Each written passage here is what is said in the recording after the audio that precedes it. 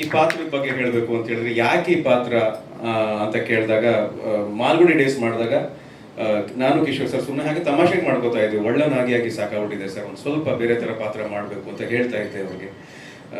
ಇಲ್ಲ ಸರ್ ಇದು ಒಳ್ಳೆ ಕಥೆ ಮಾಡ್ತೀನಿ ಅಂತ ಹೇಳಿ ಕಥೆ ತಂದರು. ಒಳ್ಳೆಯವನಾಗಿದ್ದು ಸಾಕಾಗಿದೆ, ಬೇರೆ ಥರ ಅಂದರೆ ಕೆಟ್ಟವನಾಗಬೇಕು ಅಂತಲ್ಲ. ಆ ಒಳ್ಳೆ ಮನುಷ್ಯನ ಹಿಂದೆ ಯಾವುದೋ ಒಂದು ಅನುಭವದಿಂದ ಬೇರೆನೇ ಒಂದು ಶೇಡ್ ಇರುತ್ತೆ, ಬೇರೆನೇ ಒಂದು ನಡವಳಿಕೆ ಇರುತ್ತೆ, ಬೇರೆನೇ ಒಂದು ಭಾವನೆ ಇರುತ್ತೆ.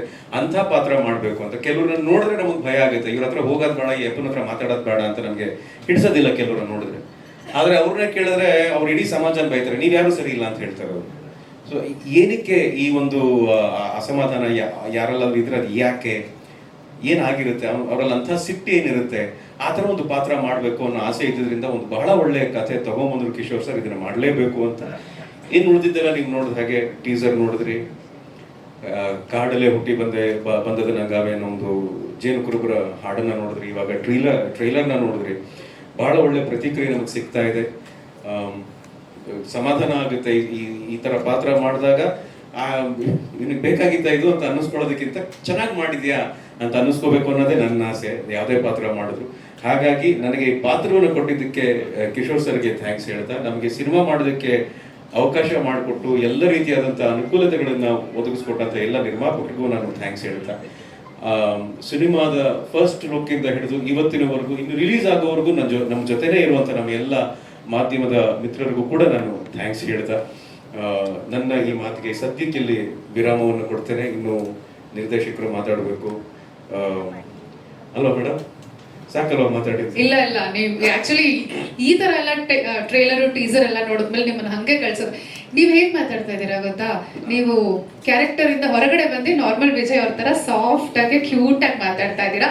ಒಂದೇ ಒಂದು ರಿಕ್ವೆಸ್ಟ್ ಏನಂದ್ರೆ please go back to your character. Rippan Swamy ಹೇಗ್ ಮಾತಾಡ್ತಾನಂತ ನೀವು ರಿಪ್ಪನ್ ಸ್ವಾಮಿ ಪ್ರೆಸ್ ಮೀಟಿಂಗ್ ಬಂದ್ರೆ ಹೇಗ್ ಮಾತಾಡ್ತಾರೆ ಅಂತ 4 ಲೈನ್ ಮಾತಾಡಿ ಪ್ಲೀಸ್.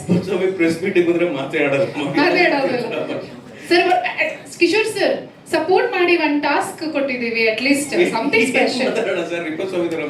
ಹೌದು ಚಿನ್ನ, ನಿಮ್ಮತ್ತ ಬಿಟ್ಬಿಡಿ ನೀವಲ್ಲೇ, ನೀವಾಗ ರಿಪ್ಪನ್ ಸ್ವಾಮಿ ಬಗ್ಗೆನೇ ಮಾತಾಡ್ಬೇಕು.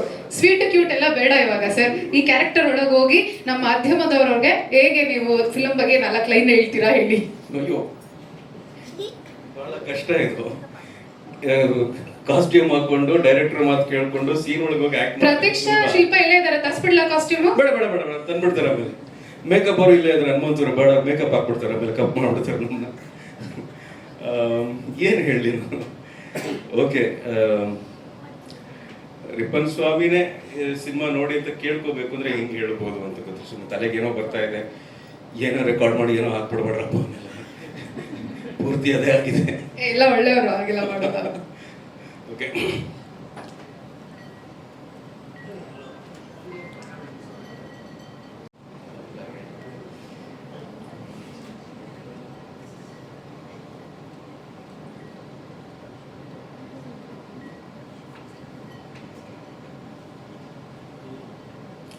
ರಿಪ್ಪನ್ ಸ್ವಾಮಿ ಸಿನಿಮಾ ರಿಲೀಸ್ ಆಗ್ತಾ ಇದೆ ಆಗಸ್ಟ್ 29.